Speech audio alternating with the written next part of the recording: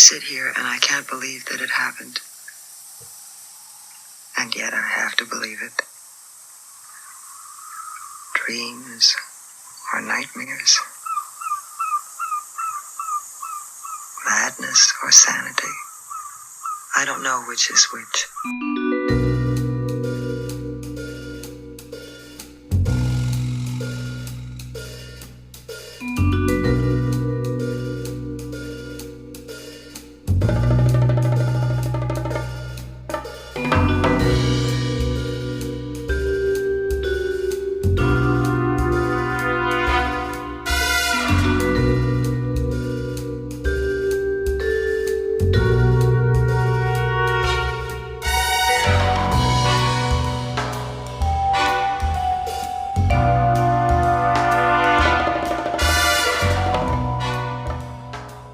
Welcome to episode 17 of the Horror Double Bill, the podcast where each week we pair two movies to create something far greater than the sum of their parts.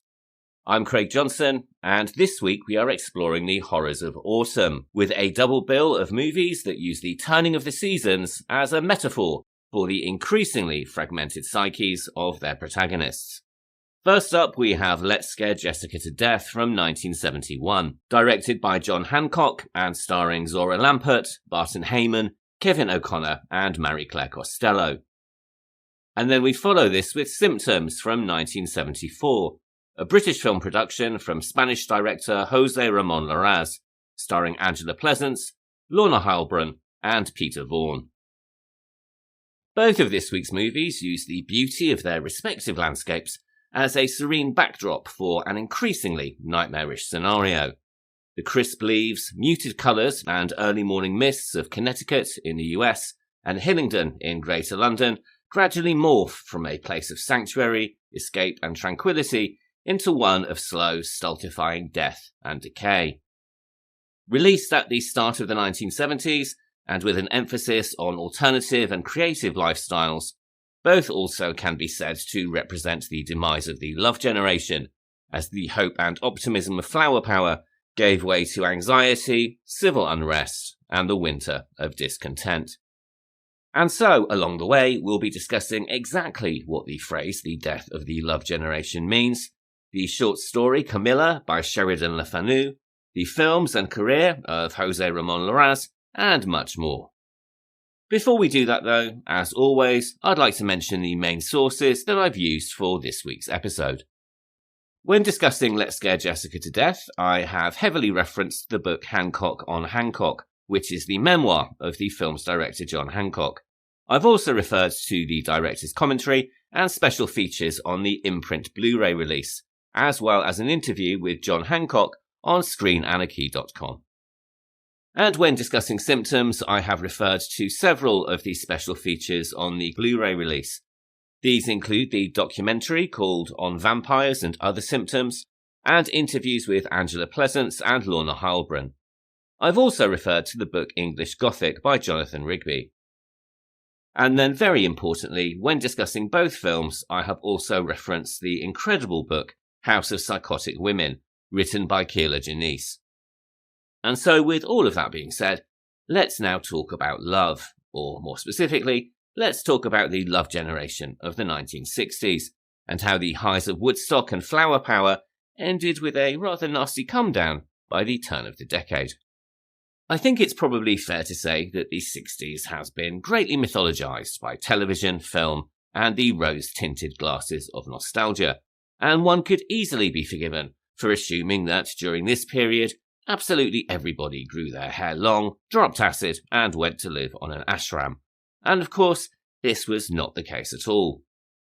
But while the Summer of Love and the hippie movement were not as widespread as we imagine them to be in hindsight, their cultural impact cannot be denied, reshaping music, cinema, politics, and personal freedoms. The 1967 Summer of Love saw 75 to 100,000 people converge on the Haight-Ashbury in San Francisco, lured by the promise of music, freedom, communal living, and psychedelic exploration. The Monterey Pop Festival in June introduced Janis Joplin, Jimi Hendrix, and The Who to American audiences, while the streets of Haight-Ashbury were filled with psychedelic posters, musicians, and free food, supplied by anarchic collectives, including the organisation known as the Diggers. LSD had only recently been made illegal in California and was still very much being championed by figures like Timothy Leary as a path to spiritual liberation, with his mantra of turn on, tune in, and drop out. Something of this scale, of course, could not go unnoticed by the media, and Time and Newsweek both ran cover stories on the so-called hippie movement. Eventually, even tour buses began to be driven through the neighbourhood so that Middle America could catch a sight of these so-called flower children. Within months, the movement had become a global phenomenon, with people imitating the music, fashion, and ideals of the San Francisco scene in cities as varied as London, Amsterdam, and New York. And it wasn't just about the drugs and the music. It was a reaction to post-war conformity, Cold War anxieties, segregation, racial violence, and the escalation of the Vietnam War. What the so-called Love Generation was attempting to do was to build a parallel society, one of open sexuality, communal property, and new forms of spirituality. But the cracks were there from the very beginning. San Francisco's infrastructure began to buckle under the weight of so many runaways and dropouts. Psychedelic experimentation started to give way to harder and cheaper drugs, including speed and heroin. Health services became overwhelmed, and crime began to rise. By October, activists staged a mock funeral through the Haight-Ashbury, the so-called death of the hippie, declaring that the movement was pretty much over. But this declaration was a little premature, and 2 years later, in August 1969, and on the opposite coast, more than 4,000 people travelled to a dairy farm in New York for what was billed as 3 days of peace and music.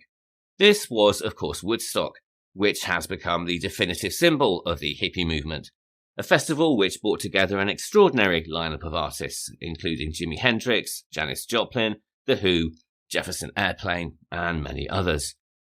Media coverage was extensive, and footage and images were carried worldwide. To much of the public, Woodstock has become an enduring symbol of the Love Generation, and is possibly the jewel in its crown. Sadly, though, it wasn't going to last for much longer. In the same month as Woodstock, August of 1969, America was shaken by the murders committed by the Manson family. Sharon Tate and her houseguests were murdered in Los Angeles on August the 8th, and the following night, Lino and Rosemary LaBianca were killed in Los Feliz. The press seized on the fact that the killers were young, white, middle-class men and women who had drifted into Charles Manson's alternative lifestyle, pretty much obliterating any lingering innocence that was associated with the Love Generation. The writer Joan Didion later said, quote, "Many people I know in Los Angeles believe that the 1960s ended abruptly on August the 9th, 1969. Just 4 months later, in December 1969, the Altamont Free concert given by the Rolling Stones also revealed a darker side of the counterculture. An incredibly poorly planned and executed event, attended by 3,000 people, the concert descended into chaos that left 4 people dead, including a concert goer named Meredith Hunter, who was stabbed to death by one of the Hells Angels who had been contracted to work as security for the band. At the same time, authorities sought to control and criminalize the movement, with the Federal Controlled Substances Act of 1970 placing cannabis and psychedelics in the most restrictive categories. As we discussed when we spoke about Gene Seberg a few weeks ago, the FBI began to infiltrate and disrupt anti-war groups, Black Power organizations, and student movements, and protest was increasingly met with repression. The People's Park demonstration in Berkeley in May 1969 had already been confronted with shotguns, tear gas, and mass arrests. And then, in May 1970, anti-Vietnam protests at Kent State University ended with the National Guard opening fire on student protesters, wounding 9 people and killing 4.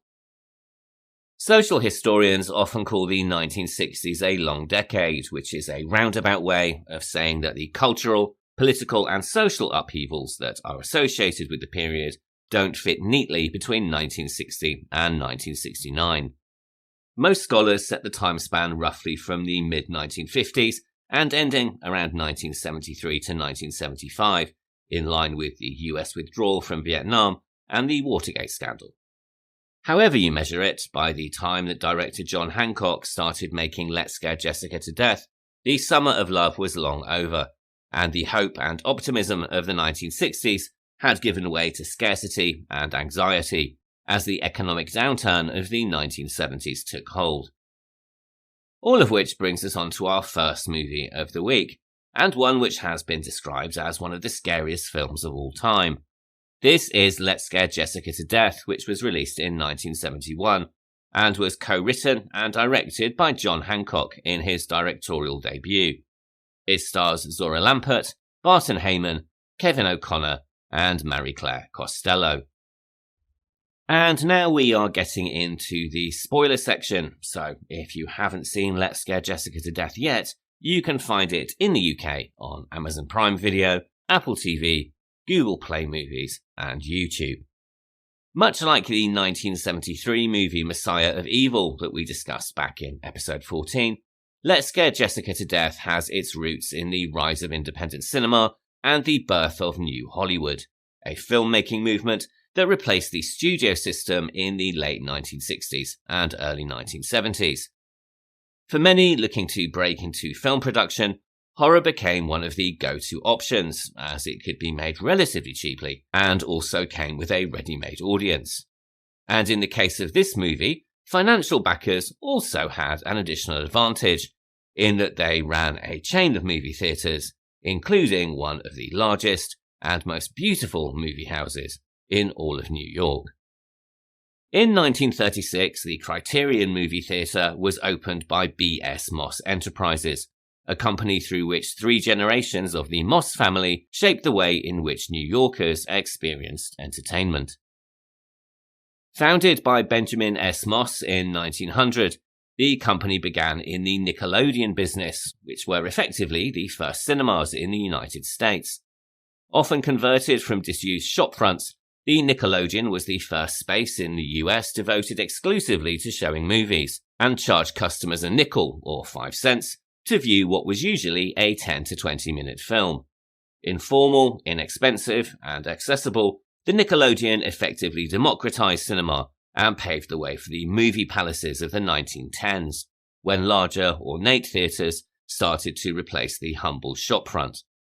And indeed, building on the success of his Nickelodeon empire, in 1910 Benjamin S. Moss built the Washington Theatre in the Bronx, which has often been cited as New York City's first true movie theatre. He then oversaw the construction of multiple movie theatres across the city, becoming a pioneer in both exhibition and also theatre design. His son, Charles B. Moss Sr., inherited and expanded the business, and in 1936 oversaw the building of the Criterion Theatre in Times Square. This was a flagship cinema built in an art moderne style. With its streamlined auditorium, coved lighting, and modernist wall treatments, the Criterion was hailed as an elegant and modern picture palace, and was seen as one of the best in New York. Also, rather unusually for the time, all of the theatres that formed part of the Moss Empire were independent of the main Hollywood studios, which gave them great flexibility in programming. So it is perhaps understandable that by the late 1960s and early 1970s, the Moss Empire was looking to expand even further and move away from just exhibiting motion pictures to producing them themselves. To this end, the then head of the company, Charles B. Moss Jr., commissioned a screenplay from a Connecticut-based writer called Lee Kalchaim. The finished screenplay turned out to be a satirical horror comedy about a group of hippies who are preyed upon by a monster that lives in a lake. And, in a quite remarkable display of subtlety, the screenplay was titled, It Drinks Hippie Blood. Looking for someone to take this project on, Moss met with a director called John Hancock, who, after a decade of working in theatre, had just branched out into making short films. Hancock was keen to move into directing features, but he also wanted to make something that would act as his calling card to the film industry. Being brutally honest, a movie called It Drinks Hippie's Blood, in which the motorcycle-riding hero destroys the monster by impaling it on a sharpened flagpole adorned with the stars and stripes, wasn't really the quality picture that he was looking to make. However, the opportunity to direct a film that had a guaranteed screening on Broadway in one of the best picture houses in New York was too good an opportunity to pass up, and he agreed to take on the project with the proviso that he could rework the screenplay. While he would later admit that he was at the time desperate to make a feature film, he didn't want to make just a satire of a horror picture. He wanted to make something that would be genuinely frightening. Charles Moss Jr. agreed, and with the proviso that a few elements in the script had to remain, and more on those later, Hancock set about to his rewrites. And in true authorial fashion, he wrote about what he knew, and also what scared him. It is certainly fair to say that there are a significant number of autobiographical touches in the revised screenplay. Much like Duncan, Hancock's father played the double bass, which was stored in a huge case like a coffin, and his parents also used to make grave rubbings. But more importantly, Hancock was raised on a fruit farm in Indiana, where crop spraying left the trees coated in pesticides every autumn. This, of course, forms the location of the movie, and he has said that the film can be seen as essentially a child's eye view of living in the countryside, combining wonder, curiosity, and terror. To Hancock, the countryside is a place full of things that can kill, poison, and harm you, all concealed beneath a veneer of beauty and tranquillity. He's also recalled his own childhood terror of finding himself deep in a field, utterly alone, with the sky and the ground stretching out endlessly in front of him. Some people, he notes, are simply ill-equipped for rural life, where the vastness and emptiness of the landscape can press in on you and fill your heart with dread. In this respect, Let's Scare Jessica to Death could be seen as folk horror, the subgenre in which moving to the countryside is never a very good idea. And it certainly isn't in this case. Jessica is newly released from a psychiatric clinic, and while the script is ambiguous as to the nature of her condition, we can infer that she is recovering from some form of breakdown, which included some kind of auditory and visual hallucination. Along with her husband Duncan and their friend Woody, she is aiming to start a new life, though, as it turns out, the move to the countryside is a bad choice for multiple reasons.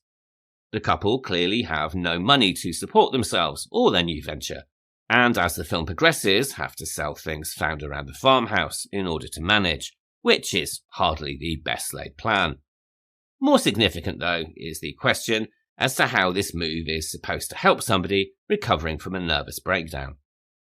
In her book, House of Psychotic Women, the writer Keila Janice points out that Duncan has moved Jessica to an isolated environment, in which, despite the presence of their mutual friend Woody, she is now completely reliant on him. Her doctors are miles away in New York, and the farm seems to have no telephone from which to call for help. There are no friends, no family members, no support system other than Duncan and Woody. Quite frankly, it's a wonder that she lasts out as long as she does. Retrospective film reviews have suggested that Let's Scare Jessica to Death was inspired by Carnival of Souls from 1962 or Night of the Living Dead from 1968. However, Hancock has said that at the time of writing the screenplay, he had seen neither of those films, and instead cites two very different influences. The first of these is the Robert Wise movie The Haunting from 1963, based on the novel The Haunting of Hill House by Shirley Jackson, and the second was the novel The Turn of the Screw by Henry James, which has been adapted many times, but perhaps most famously as The Innocents from 1961. Both of these stories deal with ambiguous hauntings that may, or may not, be in the minds of the protagonist, and this, of course, is what we see here. Jessica, through whose subjective view the film is shown, is a highly unreliable heroine, clinging on to fragile sanity as the world seems to conspire against her. In this respect, the film not only echoes the works of Jackson and James, it also draws on multiple cinematic references. These include Gaslight from 1944, which is, of course, the movie from where we get the term gaslighting, and Roman Polanski's Repulsion from 1965, which we'll also be mentioning a little bit later.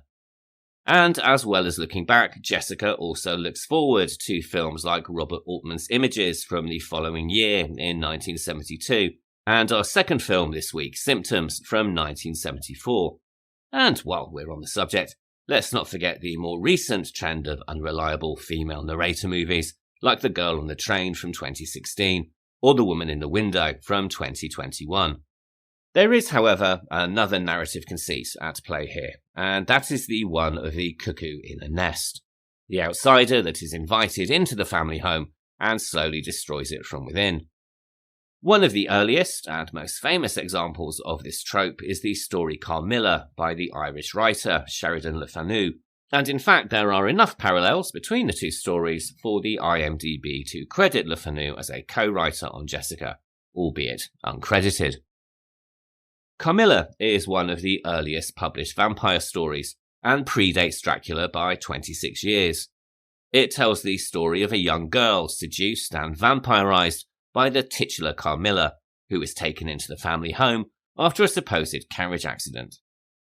Soon, locals begin dying of a mysterious plague, and it is revealed that the teenage Carmilla is in fact Mircalla Karnstein, a centuries-old vampire with a fondness for anagrams, who insinuates herself into households to prey upon her victims.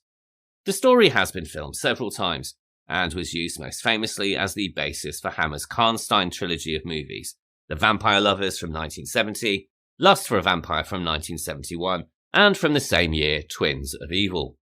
And much like the wounded teenager of Carmilla, in Let's Scare Jessica to Death, the drifting hitchhiker Emily is similarly taken in when she is discovered squatting in the farmhouse. But whilst the character of Carmilla turns out to quite clearly be a vampire at the end of her story, in Jessica, whether the mysterious Emily is actually the undead vampire Abigail is very much down to the viewer. By the end of the movie, we are completely inside Jessica's head and really have no sense as to what is real and what is imaginary, including whether Emily is drinking the blood of the townspeople, whether Duncan is indeed unfaithful to Jessica, and whether there is really something lurking under the water in the lake. Of this ambiguity, Hancock has said that he really didn't think it was that important to answer every question raised by the movie, saying that in real life we also don't get answers to the questions that we wonder about. For him, there is much in life that we will never know, even about those who are close to us, and it is the mystery and ambiguity that make for good drama. And to be fair, even with its ambiguity, no perspective on the ultimate climax of the movie can be said to be a particularly positive one. Option 1 is that Jessica has indeed lost her friend and her husband to a vampiric cult leader, and has barely escaped with her life. And in the second, Jessica has completely lost her sanity and probably killed her friend and her husband. So it's really not a particularly happy ending, whichever one you choose to go with. For the cast, Hancock chose actors from the world of theatre, casting Zora Lampert in the title role and Marie-Claire Costello in the role of Emily, with Kevin O'Connor as Woody and Barton Heyman as Jessica's husband Duncan.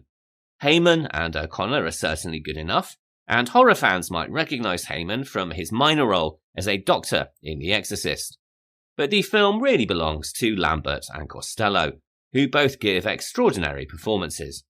Jessica's slow decline into paranoia and madness is really heartbreaking to watch. Early on in the movie, she has an almost childlike curiosity that particularly shines out in two key scenes. In the séance scene, which is one that survived from the original screenplay, her request to the spirits to give them all a sign is rather hard to describe, and the only word that springs to mind is yearning. She is equally fascinated by the antique dealer's story of Abigail Bishop, her face capturing a childlike curiosity, even as her husband looks on appalled, knowing where such a story might lead her fragile mental state. Jessica is somebody who wants very much to believe. It is a layered and beautifully nuanced performance, and it's a shame that we didn't see more of Zora Lampert in cinema following this film. Though if you look carefully, you will spot her as George C. Scott's wife, Mary Kinderman, in Exorcist III from 1990, which, as we all know, is the only decent Exorcist sequel. John Hancock has said that Jessica is a character who is haunted and fascinated by the spectre of death, of darkness, and of decay. And for him, while the audience initially might feel pity, or perhaps even anger or intolerance towards Jessica, there is a realization that we have all felt what Jessica feels at one time or another.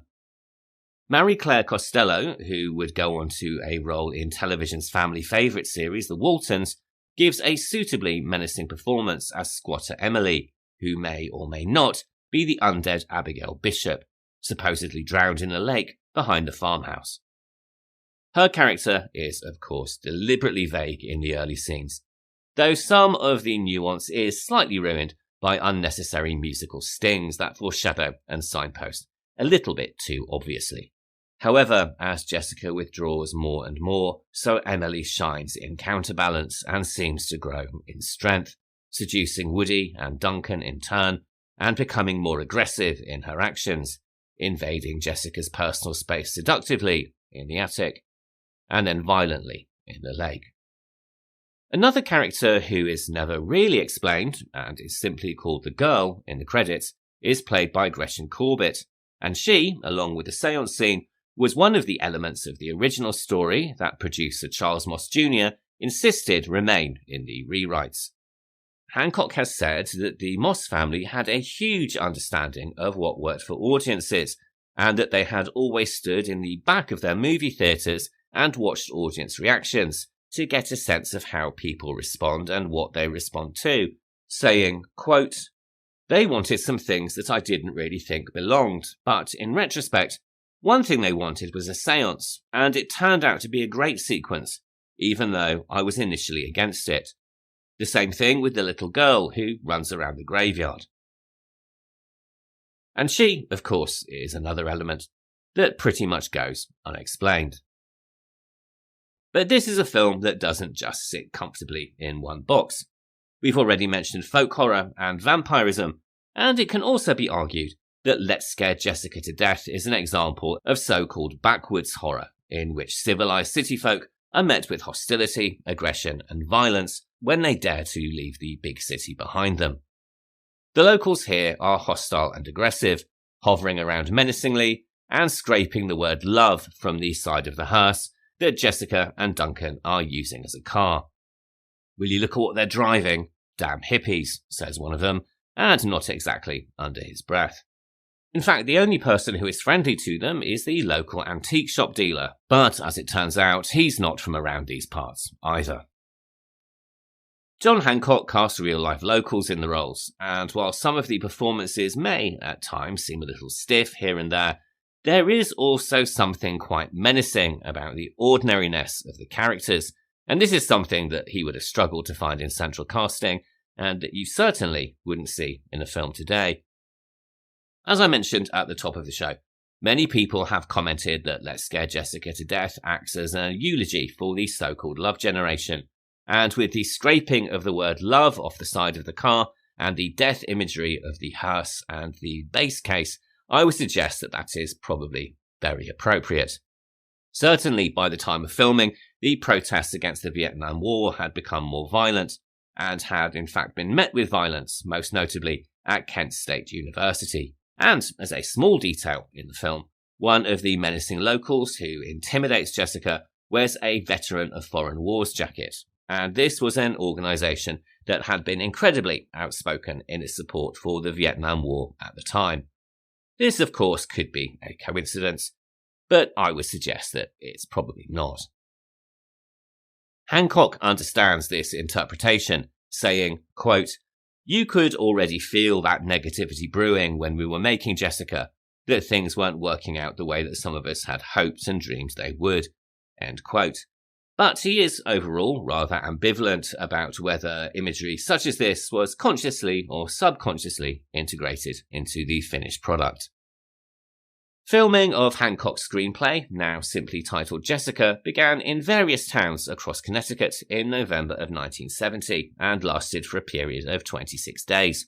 The exteriors of the house were shot at a farmhouse in Old Saybrook, which has now fallen sadly into great disrepair and is the subject of many exploration videos on YouTube.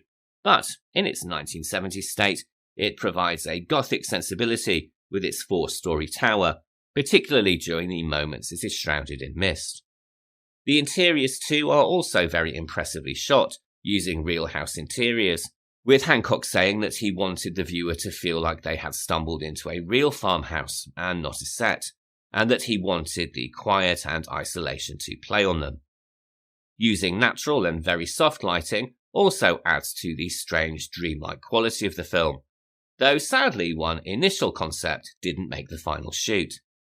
Hancock has said that he and his theatre designer, a man called Bob Levine, had always wanted to create something in the style of the Austrian painter Gustav Klimt, incorporating highly patterned wallpapers with highly patterned clothing to create some kind of quote-unquote contrasting vibration between the two. However, this idea, although initially considered, was abandoned due to budgetary constraints and also due to a concern that putting extravagant patterns on the costumes of the characters would make them appear too clownish. Shooting late in the year, despite the freezing cold of the lake, allowed Hancock to capture the beauty of the Connecticut autumn. The exteriors, with their burning colours, windfall apples and falling leaves, reflect Jessica's crumbling psyche, building on the film's themes of death, decay and corruption, and images of death fill the film. From the base case, which resembles a coffin as it is slid into the hearse at the beginning of the film, to the grave robbings that Jessica makes and sticks on the farmhouse wall. Even the opening notes of the theme music feel funereal and mournful. And incidentally, the score, composed by Orville Stober, makes rather heavy use of Moog synthesizers, and this makes it one of the first horror films to predominantly feature a synthesizer in its musical score. All of the death imagery is very much foreshadowed by the epigraph that Jessica takes from the tombstone at the very beginning of the movie. Quote, "Frail is the leaves that shiver on a spray. Like them we flourish, like them decay." End quote.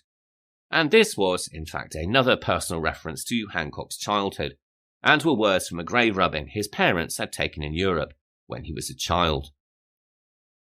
Principal photography wrapped at the end of November 1970, and the film then went into editing and post-production. And it was here that the decision to bookend the picture with its opening and closing sequence was made, giving the film a sense of entrapment and inevitability. The monologue was added to help the audience make more sense of the events of the film, though given that the general reception to the movie on its release was that it was far too ambiguous, it may not have been entirely that successful. Although it was filmed without a distributor, it was picked up for distribution by Paramount, who requested that the title be changed to something that was more explicitly horror, giving us the final release title of Let's Scare Jessica to Death, taking it down the same track as Whatever Happened to Baby Jane and Hush Hush Sweet Charlotte. Paramount showed great faith in the film and were confident in their decision to purchase, believing in both the quality of the movie and its marketability.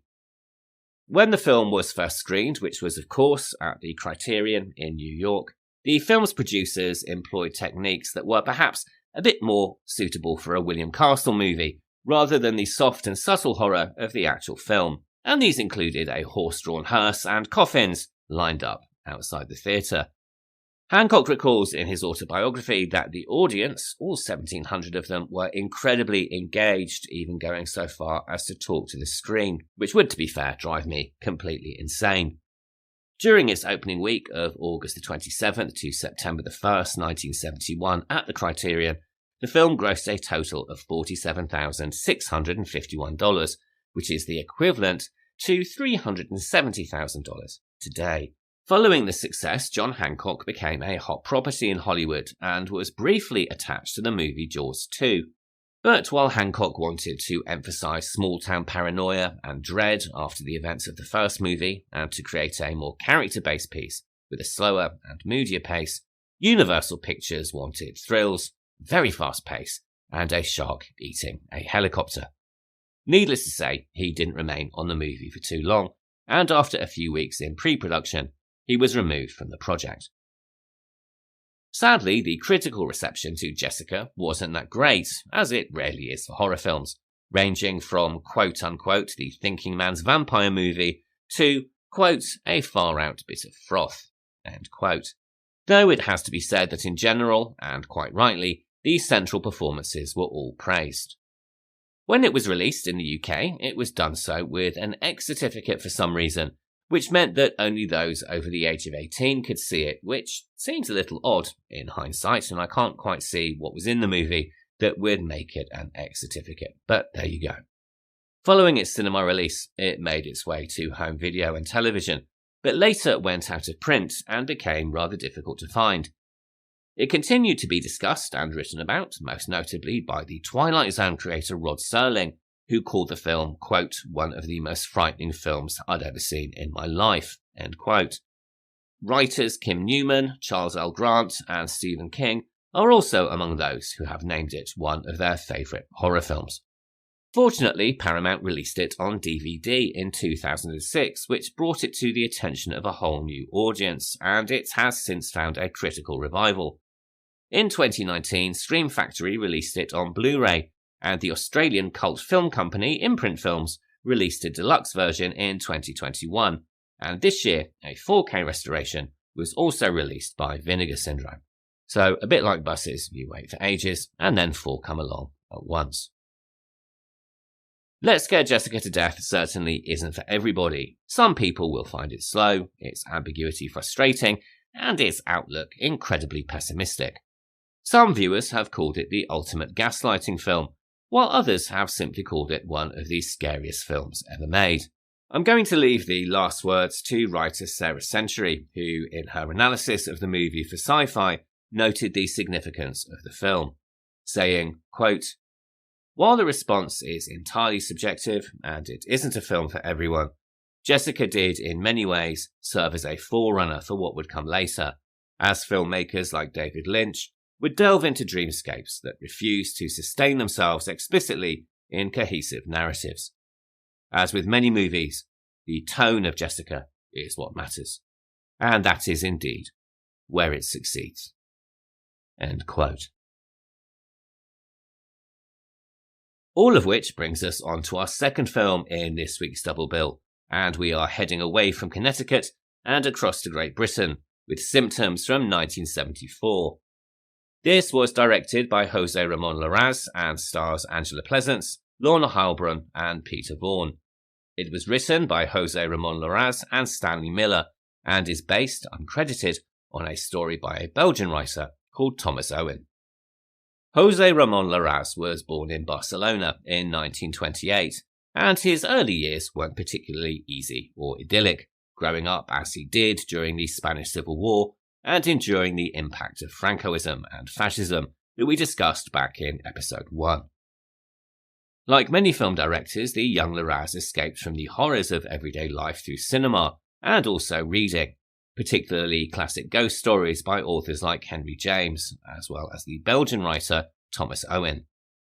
These acted as a creative inspiration in terms of encouraging a move into drawing and illustration, which led to a career as a comics artist after he completed his degree in philosophy in 1952. He began working for magazines in Spain, but during this time, as we know, Spanish creatives, including comic artists, were placed under heavy censorship, and this led to him moving from Spain to Paris 2 years later in 1954.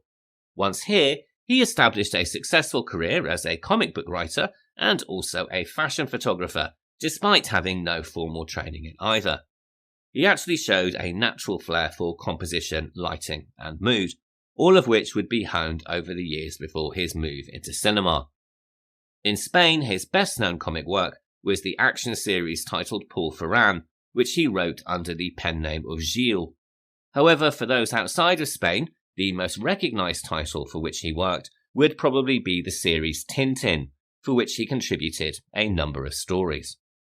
In 1968, and at the age of 40, he attended a retrospective of the films of director Joseph von Sternberg, who is probably best known today for his collaborations with Marlene Dietrich, including The Blue Angel in 1930. Von Sternberg's career had spanned the silent era and the transition to talking pictures in both Hollywood and London, and he also taught film aesthetics at the University of California, where two of his students included Jim Morrison and Ray Manzarek, who would go on to form The Doors. By chance, Larraz found himself speaking with von Sternberg at the retrospective, a conversation that left a deep impression and sparked an immediate sense of connection between the two. At the time, Larraz wanted to move away from comic arts and photography, and expressed to von Sternberg that he wanted to make films, but that he lacked the confidence to do so. Reviewing Larraz's work, von Sternberg told him, quote, "What you draw and how you draw already is filmmaking. Filmmaking is mythicized, and so is the role of the director. In fact, it is a job like any other." End quote. And when Larraz expressed concern due to his lack of formal education, he was told, quote, "Shed away your fear. If you feel you have to shoot, there is no more to say." End quote. With such encouragement from an absolute master of cinema, Larraz decided to move into film and began directing at the age of 41 with his debut film Whirlpool. This movie was shot in England and was partly funded by his comic book publishing colleagues, and it was also a financial success, if not a critical one. Released in the US under the more eye-popping title, She Died With Her Boots On, it was described by the critic Roger Ebert as, quote, "a genuinely sickening film. It has to do with various varieties of sex, yes, but its main appeal seems to be its violence. The violence is not, however, the cathartic sort to be found in the Wild Bunch or comic strip spaghetti westerns. It is a particularly grisly sort of violence, photographed for its own sake and deliberately relishing in its ugliness. It made me feel awfully uneasy." End quote. So, Roger didn't like him. Being honest, in my opinion, Whirlpool is a rather unpleasant and sordid little film, and it certainly crosses boundaries of taste, both now and indeed at the time. But the financial returns on such a low budget enabled Larraz to obtain funding for his next films. During this period, he became a self-described Anglophile and continued to live and work in the UK, only returning to Spain in the mid-1970s following Franco's death and the lifting of the extreme censorship that the regime had implemented. Symptoms, which was made in 1973 and released in 1974, was his sixth movie, and there is some conflict in the recounting of how the film was financed. Collaborator and editor on the movie, Brian Smedley Aston, claims that Larraz financed the picture from his income as a comic book artist and photographer. However, according to the British Film Institute, funding had actually come from a man called John Dupuis, who was the Belgian heir to the fortune generated by the success of the children's characters, the Smurfs. Now, I am not sure which story is true, and I suspect as Smedley Aston worked very closely with Larraz and was the editor for Symptoms, his account is more accurate. But in my heart, I would love to think that there is a through line from Papa Smurf and Smurfette directly to Angela Pleasance, so it's a thread that I'm not that willing to pull at. Symptoms is a psychological thriller come ghost story concerning a young woman called Helen, played by Angela Pleasance, who invites her friend Anne, played by Lorna Heilbrunn, to spend the weekend at her family's country home. Anne is a writer who is looking for peace and quiet from where she can work, and Helen has returned from Switzerland and is recovering from an unspecified illness. Also present in and around the estate is the handyman, Brady, played by Peter Vaughan. On arriving at the house, though, Anne starts to sense that she and Helen may not be in the house alone, and that something, or someone, is lurking in the attic. The film is centred around a truly remarkable performance from Angela Pleasance, who is, of course, the daughter of horror icon Donald Pleasance. She disappears so completely into the complex character of Helen that it is hard to imagine anybody else in the role.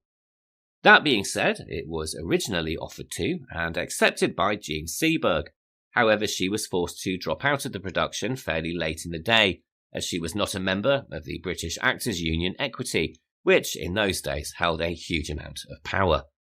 And whilst it is interesting to consider what she may have done with the role, particularly after watching her in a film like The Corruption of Chris Miller, it is more than accurate to say that Angela Pleasance completely makes the part her own, and not just in terms of performance, but also in wardrobe, wearing all of her own clothes for the movie.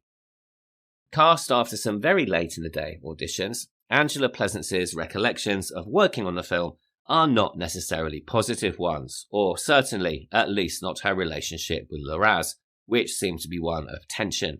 She later went on to describe his directorial style as being dictatorial. Whether this was due to misplaced frustration with not having his original leading lady, or for some other reason, he was indeed reportedly incredibly aggressive in how he communicated his vision of Helen to the actress, although, as it turned out, their thoughts about the character were remarkably similar. And there is no doubt at all that Larraz treated her rather brutally. For a scene later in the film where Helen has been soaked by the rain, Larraz had an ice-cold fire hose turned on her, the force of which knocked her to the floor, and, in preparation for filming one scene, she almost quite literally lost her life. During the filmmaking, Pleasance had a stand-in, which is of course common practice for when scenes are being set up ready for filming. On this occasion, the stand-in was not brought in for the day, and the scene was physically set up around the lead actor, including the rigging of the lights. During this process, a light dropped from the ceiling and hit Pleasance on the head, requiring an emergency trip to the hospital and a brain scan. She was told by the specialist that the only thing which saved her life was the fact that she has a perfectly round head, in her own words rather like a football, and the light essentially bounced off the round surface, all of which makes it sound far less serious than it undoubtedly was. Without that physical anomaly saving her, she would probably have lost her life, or at the very least suffered a serious brain injury. Pleasance recalls being surrounded in the hospital by flowers from the production team, and rather naively being moved by the gesture, not realising until much later that the production team believed that she was going to sue them. However, she also has a number of very happy memories of working on the film, not least because her co-star Peter Vaughan was best friends with her father, and who, despite his frequent casting in menacing roles, was the total opposite in real life. Vaughan had already played a similar part a few years earlier in Hammer's movie Fanatic, also known as Die Die My Darling, starring Tallulah Bankhead. And while modern audiences may know him for his role as Master Layman in Game of Thrones, to British audiences of a certain age, he is remembered as Grouty, the feared gangster prisoner in the sitcom Porridge, and for his role as Tom Hedden in Sam Peckinpah's Straw Dogs. Pleasance remembers that the two would often joke around on set, and that there was much laughter and corpsing, neither of which went down particularly well with Larraz. And Pleasance also formed a firm friendship with her other co-star Lorna Heilbrunn, which continues to this day. Heilbrunn has recalled a different relationship with Larraz, and has recalled in interviews that she was given much more freedom in her portrayal of Anne, though she has also commented that he did indeed have a strained relationship with Pleasance, and was indeed an autocratic director. She also recalled that just before her audition in the early 1970s, she had just cut her hair very short, which was considered a rather bold statement for a woman at the time, and this move helped her to secure the character. Heilbrunn's performance as Anne creates a counterbalance to Pleasance's fragility. Anne is a modern and independent woman, while Helen is fragile, haunted, and clearly suffering from some form of post-traumatic stress disorder. Anne is presented as strong and resilient. She has a life outside of the house, and a boyfriend, John, who wants her to return to London, while Helen seemingly has no one, and even the estate in which her family has lived is now confined to a small number of rooms, with the rest of the house being shut off and unused. Symptoms was primarily filmed at Harfield Grove, which is an early 19th century country house located in the London borough of Hillingdon, and the manor's overgrown gardens, dense woods, and convenient proximity to a lake provided a perfect backdrop for the scenario. Visually, and not surprisingly given the director's background, the film is quite beautiful, making full use of the autumnal countryside and the shards of light piercing the canopy of the woodlands surrounding the house.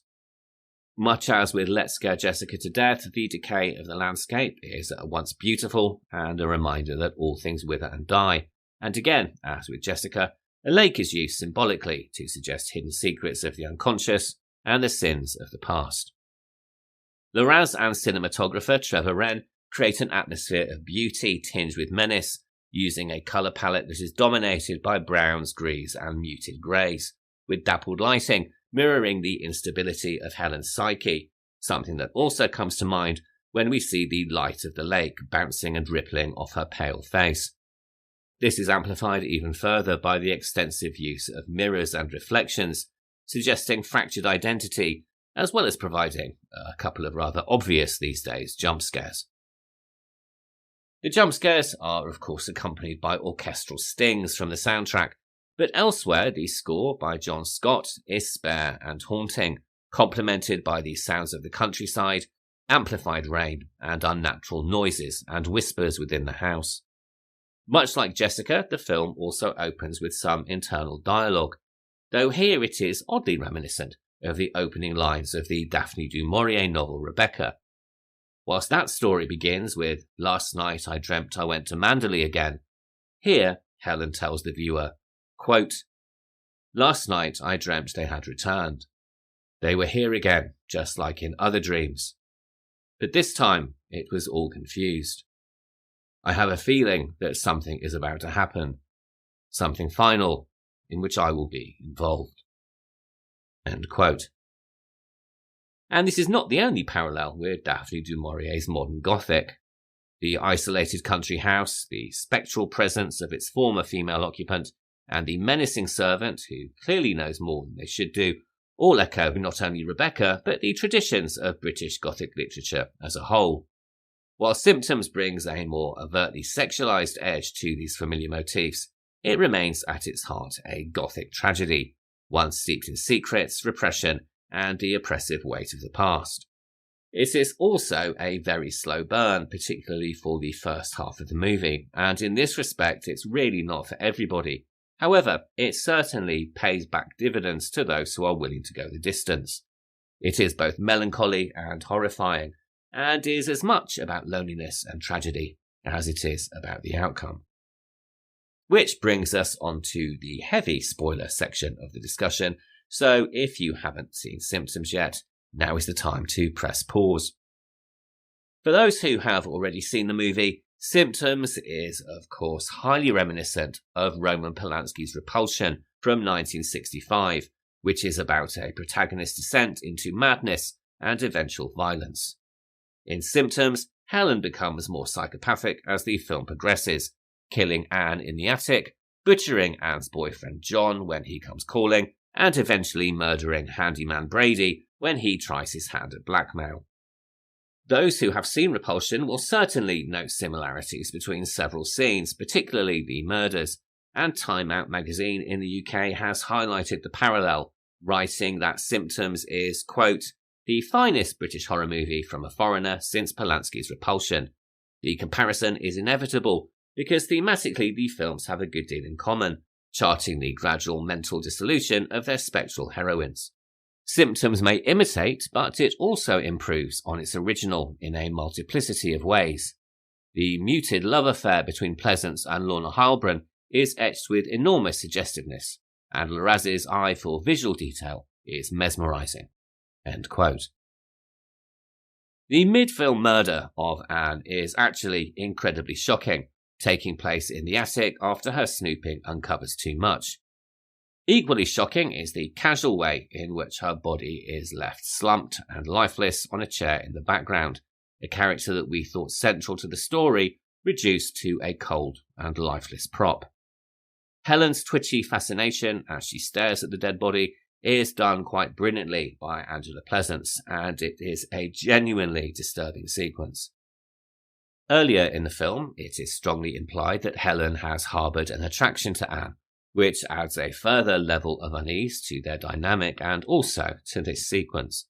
However, it also introduces a problematic theme and a narrative that links same-sex desire with secrecy, danger, and ultimately violence. This is only compounded when we also discover that Helen was in love with the previous houseguest, her friend Cora, a figure that we see both in photographs and as an occasional spectral visitor.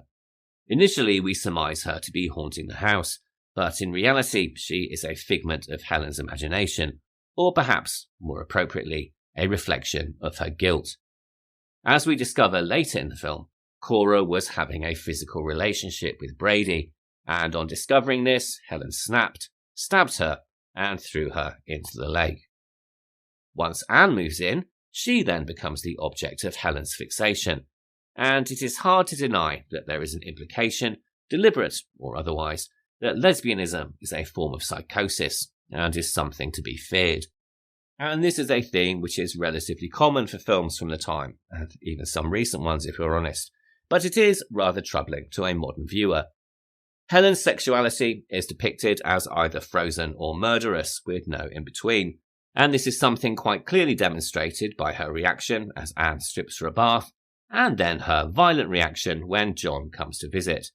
Though given that John just lets himself in and wanders through the house uninvited, one could be forgiven for saying that Helen was merely acting in self-defense with that one. There is also a strange transformation in Helen during her final scene with Brady. Hitherto she has been mousy, covered up and with little makeup. But for the final murder she transforms, becoming a somewhat twisted version of a femme fatale, heavily made up and coquettish, before eventually sticking the knife in, quite literally in this case. Her heavy eye makeup reflects that which we see Cora wearing in the photographs and flashbacks, and one wonders for whom she is dressing up. Is Helen dressing up to lull Brady into a false sense of security? Has she quite literally become a femme fatale? Or has the persona of Cora, heavily seen as a spectral form around the house, taken control for a moment? The question is an interesting one, and frustratingly, or rewardingly, depending on your perspective, it's also one that is never answered. Whatever the reason, by the end of the film the transformation has reversed, and Helen is found by the villagers, catatonic, and staring out of the window, forever observing her love Cora in the arms of Brady, and perhaps forced to continually relive the moment at which her madness began. In these final moments, Helen appears as a figure of tragedy, a lost child trapped in a large house, with no family to speak of, grieving over a love that was never really hers. On its completion, Symptoms was selected as the British entry for the Cannes Film Festival in 1974, and it actually received very positive feedback, particularly from Jack Nicholson. However, following its brief festival screening and very short theatrical run, during which it occasionally circulated under the terrible title The Blood Virgin, the film quickly, and for reasons I am yet to understand, vanished from public view. Critics at the time were reportedly unenthusiastic, and director Larraz was disappointed by the reception at Cannes, though this may be more due to the nature of his personality rather than the actual objective response to the film. He immediately returned to work, again with editor Brian Smedley Aston, on what remains his best-known film, and this is a movie called Vampires, with a Y. This was again filmed in the autumnal English countryside, but with heightened sex, blood, and violence. The movie can be found on several streaming services, as well as YouTube, and also, oddly, several porn streaming channels, which gives you an idea of the nature of its content. Explicit is perhaps an understatement, and lead actress Marianne Moore has recalled being shocked by the sexualized violence when she finally saw the final cut. In any case, Vampires became the best known of Larraz's films, but this possibly was because Symptoms had all but vanished. There were a couple of TV screenings in the UK, the last of which was in 1989, and it would appear that some enterprising viewer recorded this screening on VHS, and this recording then became the basis for various bootlegs and pirated versions of the film, all of increasingly diminishing quality. Fortunately, in February 2016, it was announced that with the help of the British Film Institute, the original print had been discovered and that the film would be re-released on DVD and Blu-ray. This has, of course, opened up this very slow burn, dark and ultimately incredibly tragic film to new audiences, leading to a reappraisal and a wave of critical and fan interest, all of whom are, of course, particularly drawn by Angela Pleasance's mesmerising central performance. For all of its troubling subtext, which admittedly is still done more tastefully and subtly than a movie like High Tension, Symptoms is a masterful piece of work, and I most certainly prefer it over Vampires. I think that the performances are stronger, the storyline is tighter, and the imagery much more to my personal preference. As a companion piece to Jessica, it works incredibly well, not only in the commonality of some of the themes explored, but also in terms of the cinematography and the strengths of the central performances, editing, and score. After Vampires, Larraz continued to direct right up into the 21st century, and he died aged 84 in Malaga, in Spain. While his later films never really fulfilled the promise of Vampires and Symptoms, these two pictures certainly deserve their place in the annals of cult European horror.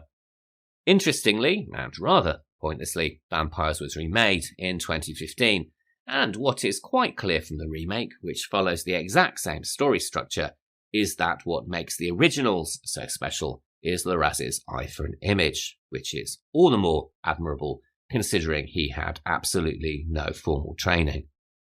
If nothing else, his story of creating a debut feature at the age of 41 and the subsequent longevity of his career should tell us that it is never too late to follow our dreams.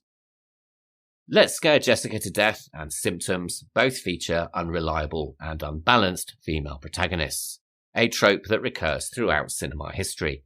In fact, there are so many examples that I was pretty much spoilt for choice when deciding what to pair in this week's double bill.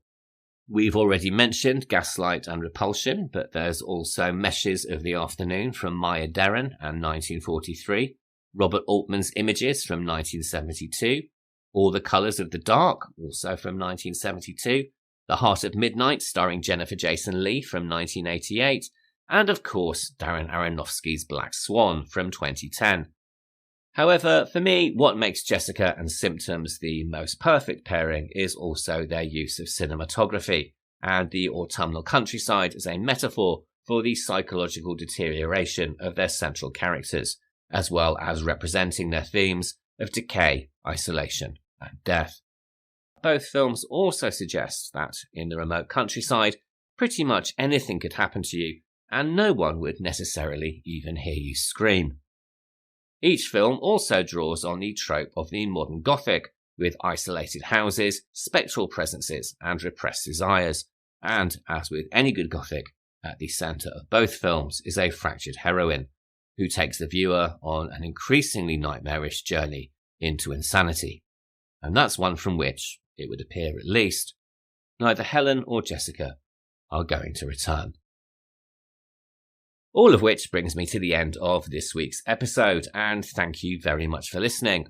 If you're enjoying the show, please do take a moment to rate, review, and subscribe wherever you listen to podcasts. If you have any thoughts or comments on either of this week's films, or indeed any of the films that we've discussed in the series, you can write to me at thehorrordouble@gmail.com. And you can also follow me on Instagram at The Horror Double Bill for photos, trailers, and behind-the-scenes bits and pieces. And so far in the series, we've had multiple psychopathic killers, we've had black magic, we've done vampires, we've done witches, and we've done werewolves. But what we haven't really explored so far is a haunted house. And so next week, we're going to visit two of them, and also return, for the first one at least, to a bit of black and white cinema. First up is The Uninvited from 1944, directed by Lewis Allen and starring Ray Milland, Ruth Hussey and Gail Russell. Then we're following that with The Changeling from 1980, directed by Peter Medak and starring George C. Scott, Trish Van Devere and Melvyn Douglas. And if you want to watch along and are in the UK, you can see The Uninvited on Apple TV, Amazon Prime, and also for free on Plex and the Internet Archive. And you can watch The Changeling on Amazon Prime, Apple TV, Google Play Movies, YouTube, and free of charge on Tubi. They're both classic ghost stories that really are quite perfect for this time of year, so I hope that you enjoy them. I'll be back next Sunday for the discussion, and until then, thank you once again for listening, and have a really great week. Goodbye.